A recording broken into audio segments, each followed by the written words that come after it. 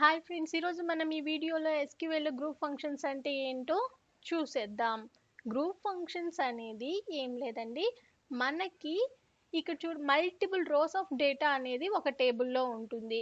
ఈ multiple rose మీద మీరు కంబైన్డ్గా ఒక సింగిల్ ఫంక్షన్ని అప్లై చేశారనుకోండి, ఏ ఫంక్షన్ అయినా అప్లై చేసినప్పుడు మీకు వచ్చే రిజల్ట్ ఏదైతే ఉందో అది సింగిల్ వాల్యూ అయితే, అంటే మీరు ఈ ఫంక్షన్ని టోటల్ ఈ నెంబర్ ఆఫ్ రోస్ మీద అప్లై చేసినప్పుడు వచ్చినటువంటి అవుట్పుట్ సింగిల్ వాల్యూ అవుట్పుట్ అయితే దాన్నే మనం మల్టీ రో ఫంక్షన్ అని, గ్రూప్ ఫంక్షన్స్ అని, అగ్రిగేట్ ఫంక్షన్స్ అని పిలుస్తూ ఉంటాం. గ్రూప్ ఫంక్షన్ అంటే ఏంటి?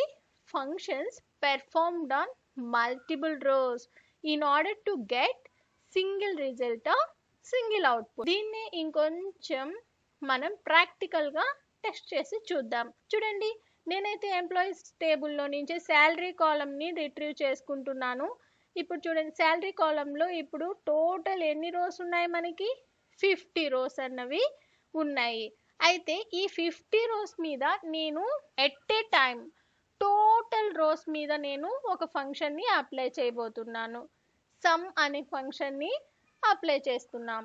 ఈ సమ్ ఆఫ్ అనే ఫంక్షన్ని ఈ టోటల్ కాలం మీదంతా అప్లై చేయడం వల్ల మనకి ఇప్పుడు చూడండి, ఎగ్జిక్యూట్ చేసి చూద్దాం.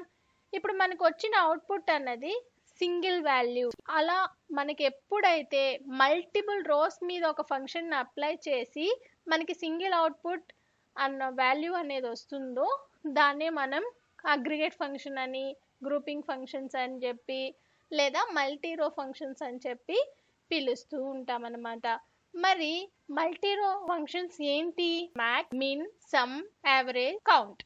ఓకే, ఇక్కడ మనం యూజ్ చేస్తున్న ఈ సమ్ ఆఫ్ శాలరీ వల్ల యూజ్ ఏంటి అంటే, టోటల్ ఎంప్లాయీస్ యొక్క శాలరీ ఏదైతే ఉందో ఈ శాలరీ కాలంలో ఉన్న అన్ని రోస్ని యాడ్ చేస్తూ టోటల్ ఎంప్లాయీస్కి ప్రొవైడ్ చేసే శాలరీని ఇక్కడ డిస్ప్లే చేస్తుంది. ఇదండి గ్రూప్ ఫంక్షన్స్. అదేనండి ఎస్క్యూఎల్లో అగ్రిగేట్ ఫంక్షన్. ఈ వీడియో మీకు ఏమాత్రం హెల్ప్ అయినా please like, share and subscribe to our channel. Thank you for watching.